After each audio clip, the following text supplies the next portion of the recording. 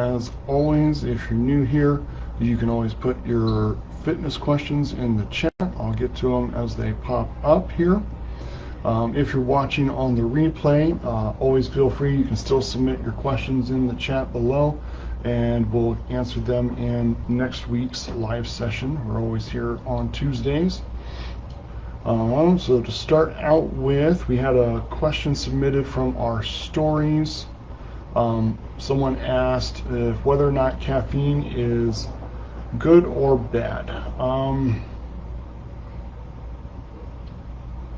Some of this is going to depend on who you ask and what you're asking for. I guess let's start there. So caffeine, there has been shown a lot of benefits with it. Caffeine can help with aspects of alertness, mental focus. It can also help with physical performance. It can be shown to help with fat loss because caffeine has a mild appetite suppressant effect with it, in addition to just having more energy to do more, therefore burn more calories each day. That's kind of how caffeine helps in that sense. So those are kind of the positive sides with it.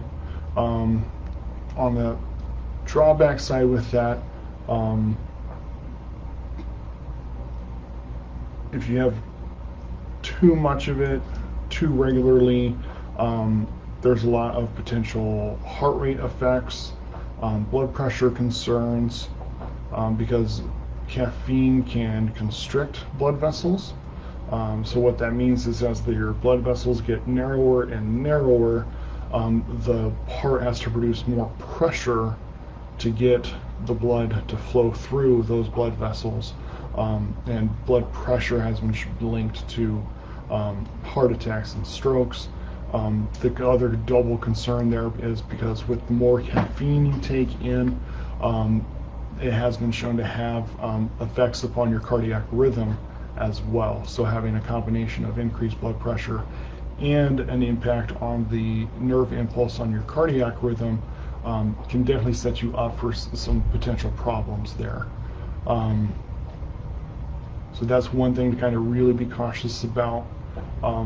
Paired with that would be where you're getting your caffeine from. So if you're already prone to higher blood pressure, if you're getting your caffeine from canned and carbonated beverages, most of those come with a higher sodium content, which will increase your risk for the blood pressure concerns on top of the effects of the caffeine there. Some of the other concerns with caffeine is because it can build up a tolerance level relatively quickly. And what that means is, that one dose or one cup, one can, whatever your source of caffeine was, works for the first few weeks, and then you start noticing that the effect kind of peters off and it's no longer as strong or effective. So in order to get the same effect, you have to increase the dose. The challenge with that is even though you're not feeling the effects you're looking for as much, the negative factors are higher still. So you get more impact upon the heart rhythm control, you get more impact upon the blood vessel constriction, which then increases the blood pressure concerns. So definitely something to kind of monitor with your intake.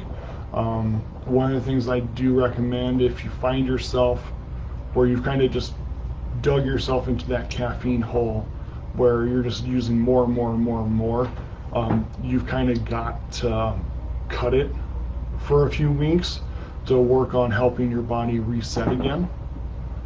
So it's definitely something that you have to kind of watch and be careful with, because it's very easy to fall into that pit where all of a sudden, you're 3 or more coffees in, or you're doing 2 energy drinks or more a day.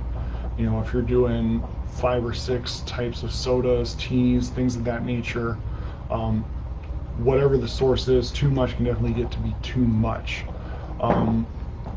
So things that I would kind of look at and caution, if you're finding yourself very dependent upon, like, I can't get through without the caffeine, I can't get started without the caffeine.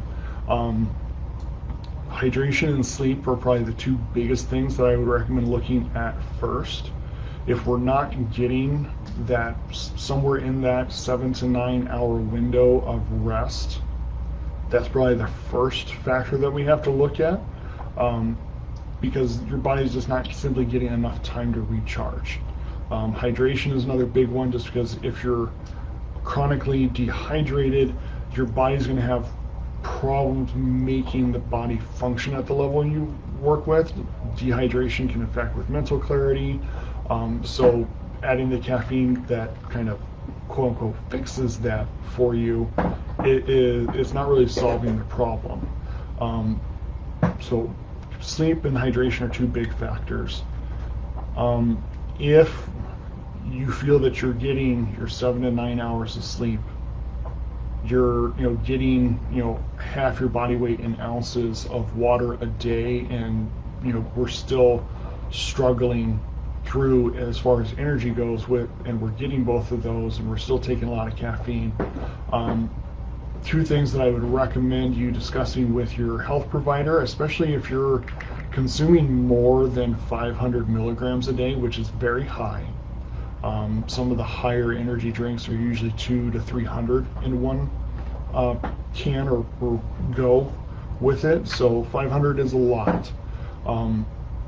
Talk with your medical provider, have them look at your thyroid, look at your cortisol, and if those are normal, I would highly recommend doing some form of sleep study, because it could be very possible that even though you're getting the full amount of sleep, that because of breathing disruptions, your body's never hitting true REM sleep, and therefore it's never hitting that physiological point where it can recharge, regenerate, and be refreshed for your day to begin.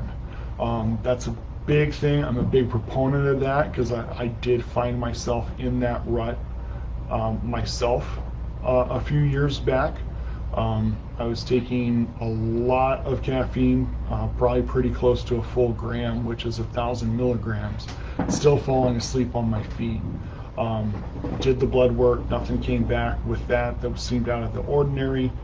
So we did a sleep study and found out that yes, I was having multiple interruptions per hour, a pretty high amount, and getting the equipment and stuff to help with that did make a huge amount of difference as far as the quality of sleep, the recovery from my day, the need for caffeine pretty much dropped to baseline again.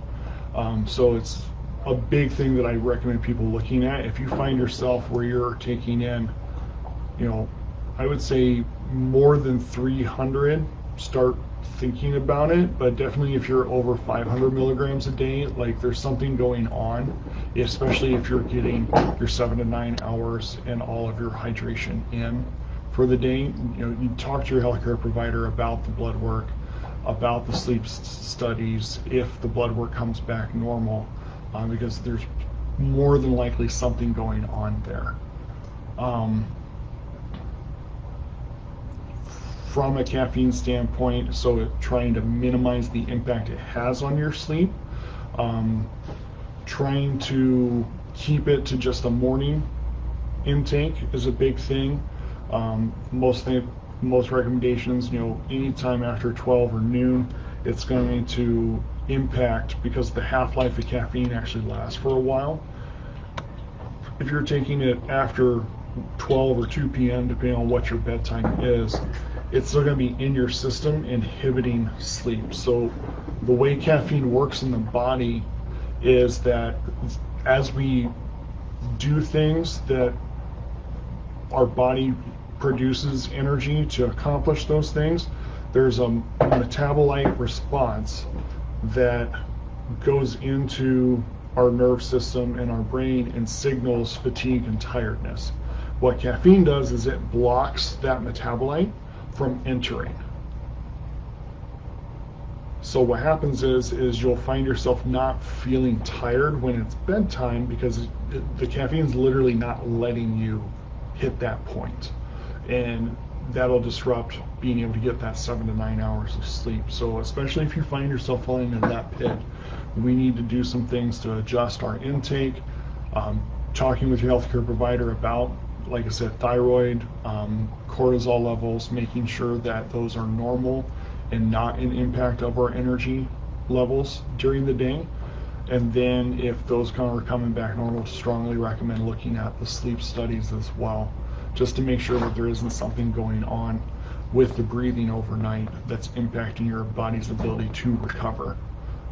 Recovery is a big factor. It's what helps us stay energized for the day. It's what helps us burn fat when we're resting, because it regenerating cells is energetically demanding. So if you're training, putting physical demands on your body, you need that sleep period to be effective to properly repair everything that broke down from your workouts and your output during the day, so you're at 100% the next day. Because otherwise we end up putting ourselves in that constant stress cycle because our body never really got rested, which is the other thing that makes us kind of feel fatigued and foggy, is that our body stays in a constant state of stress because it's under-rested. And if you add underhydrated and undernourished because we're not eating quality foods, you're starting the day already at a very high level of stress before anything happens to you. So just some things to kind of think about. Caffeine can be good if done properly and monitored, so you don't find yourself in that caffeine pit to where all of a sudden, in order to get through your day, you're taking 300 to 500 milligrams of caffeine a day, whether that be from your coffee, from your sodas, teas, energy drinks. Watch your pre-workouts, because most pre-workouts have a fair amount of caffeine in them. If most pre-workouts that I've looked at, they usually, almost all of them have caffeine in them. I've only come across one or two that don't, and it's usually anywhere between 100 to 300 milligrams just in that. So you really want to be careful and monitor in that regard, because it can really get you into some trouble there if you're doing a coffee or two or another caffeinated beverage prior to a pre-workout dose. So I hope that answered your question. If you guys do have more, feel free to put them in and we'll get to them next week. In the meantime, hope everyone has a great week, and remember to stay persistent in your consistent pursuit of health.